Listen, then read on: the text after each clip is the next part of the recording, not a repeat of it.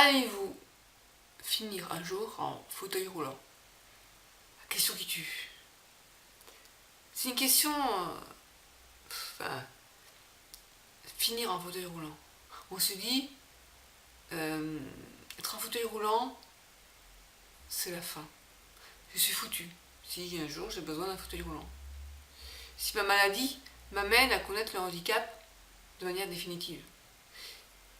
Le fauteuil roulant, pour beaucoup de personnes, ça égale handicap, incapacité, perte d'autonomie. Et c'est le cas dans certains cas. C'est le cas dans certains cas. Bref. Mais quelle horreur de dire, se dire foutu et se dire on va finir en fauteuil roulant. Alors, dernièrement, j'ai eu l'occasion de discuter avec quelqu'un, j'ai pas toute seule, puisqu'on était dans un groupe de parole organisé par l'AFCEP à Montpellier. J'y étais. Alors, je me suis forcée un peu pour sortir de ma zone de confort, parce que j'ai tendance à être un peu comment on dit ça, sédentaire, non, solitaire, enfin bref, je reste chez moi quoi, à glander. Enfin non, je ne glande pas, je fais une chose, je ne me sens pas seule finalement chez moi. Mais bon bref, donc je me suis sortie de doigt pour aller à ce groupe de parole. Là je m'éloigne du sujet. En fait, le fauteuil roulant, et cette personne qui n'avait pas la sclérose en plaques, mais une maladie cousine de la sclérose en plaques, disait que pour lui, le fauteuil roulant a été une libération. Et que quand on dit finir en fauteuil roulant, pour lui, c'est.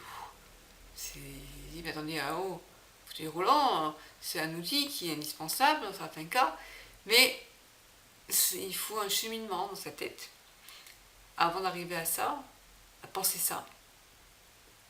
Quoi, le fauteuil roulant, une libération, mais attends, mais moi, fauteuil roulant, mais je suis foutu. Mais ça, c'est la vie, point de vue d'une personne valide, en général.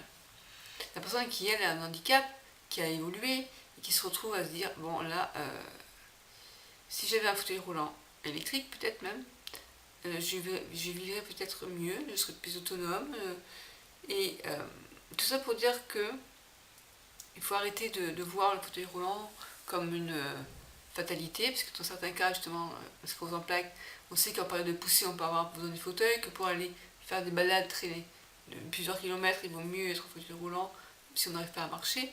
Il vaut mieux utiliser le fauteuil roulant que de se retrouver chez soi à rien faire, enfin, à ne pas pouvoir faire les choses qu'on voudrait faire.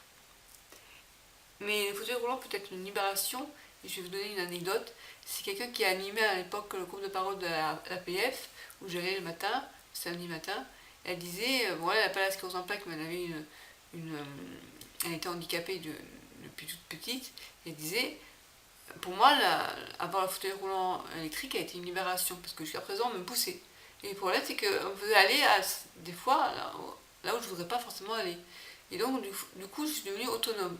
Et pour elle, ça a été une grande libération aussi. Voilà. Tout ça pour vous dire que, oui, le fauteuil roulant peut être vu comme quelque chose de... Mon Dieu, un fauteuil, je vais finir un fauteuil. Non, non.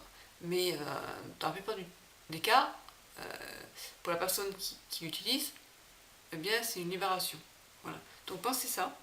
Et puis, en plus, dans la sclérose en plaques, comme dans d'autres maladies, le fauteuil roulant, elle peut être utilisé de manière temporaire. Hein, et pas forcément, pas parce que tu t'assois un jour sur un fauteuil roulant que tu es condamné au fauteuil. Voilà. Et puis même si un jour tu te retrouves en fauteuil roulant réellement avec pouvoir être autonome, pouvoir marcher, peut-être que tu peux encore marcher un peu, et même si tu ne peux pas, on s'adapte. Et finalement, ce qu'on disait, ce qu'on a conclu dans ce groupe de parole, c'est que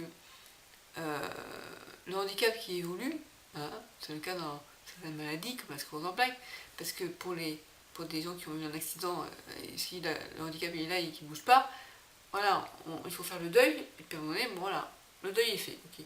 Mais nous, il faut à chaque fois refaire un deuil dès que la maladie évolue, et puis en même temps, le deuil de qui on était avant, de ce qu'on est maintenant, et s'adapter. Et finalement, on disait que la vie était plus facile si on pouvait aménager son chez-soi, donc sa maison, par rapport à son handicap.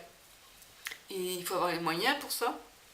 Il faut accepter le handicap, parce que tant qu'on est dans le déni, on va rien. Oh non, non, je ne vais pas toucher à ma baignoire, me voler, comme si, je ne vais pas mettre des volets électriques, non, non, comme si ton handicap va s'améliorer.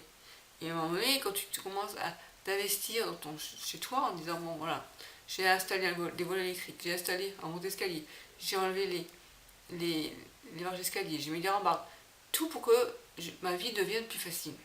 Eh bien, on voit la vie différemment. Et c'est s'adapter à son handicap, aménager sa maison, c'est super important. Donc, c'est un peu ça. Le fauteuil roulant fait partie de ça. C'est un outil. Voilà. Donc, voilà, j'ai l'intention de vous faire d'autres vidéos un peu de ce style où je parle comme ça, ma vie au quotidien avec la maladie. Euh, dans d'autres moments, je parlerai peut-être d'autres choses. Je vous montrerai peut-être aussi ce que moi je pratique comme médecine douce pour me sentir mieux. Pas forcément que par rapport à la maladie, mais donc, ça peut être objectif santé, bien-être, beauté, pour je pense le gars du visage. Voilà, donc si ça vous intéresse, abonnez-vous à la chaîne. Si vous n'êtes plus intéressé, désabonnez-vous de la chaîne, il n'y a pas de souci. Je vous dis à bientôt sur adieulacep.fr et sur la chaîne YouTube.